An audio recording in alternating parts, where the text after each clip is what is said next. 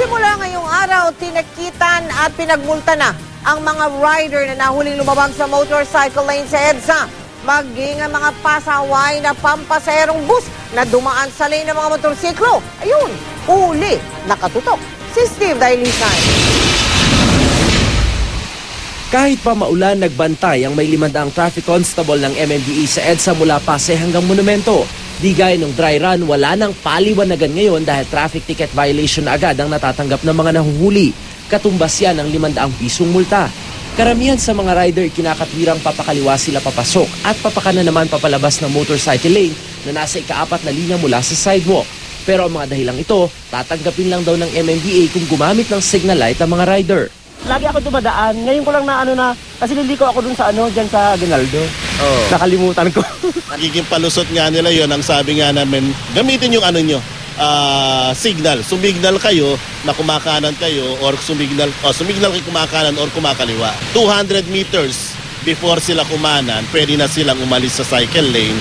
And 200 meters after lumabas sa intersection or pumunta ng EDSA, pwede silang kumanan. 24 oras daw ang gagawing pagbabantay dito ng MMDA. Ang mga natiketa naman, maaring magbayad sa tanggapan ng MMDA o sa kahit saang Metrobank. At kahit nasa motorcycle lane, wala ring lusot ang mga rider na hindi nagbubukas ng headlight. 1,000 piso ang multa para rito. Inalmahan ito ng ilan sa mga nahuling rider pero wala ring nagawa ng tiketa ng MMDA. Ang headlight po kasi sir, pala lang po yan sa liliko ka or gabi. Hindi. Ang headlight, Kasi pag nag-open po tayo ng headlight sir ng umaga, minsan po nasisilaw yung ibang driver. hindi. Kaya nga yung para at least makita tayo. Kasi maliit tayo eh. Kung bus driver yung may hirapan kayong makita. Kasi Wala po sir, kung wala po kami sa tamang linya. Nasa tamang linya po kami sir. Pero di lang rider ng motorsiklo ang nasampulan. Bagamat non-exclusive ang motorcycle lane, tanging mga pampribadong sasakyan lang ang pinahihintulutang dumaan dito tuwing mabigat ang daloy ng trapiko. Kanina ilang ulit namataan ng GMA News sa mga public utility bus na naglalabas-masok sa motorcycle lane.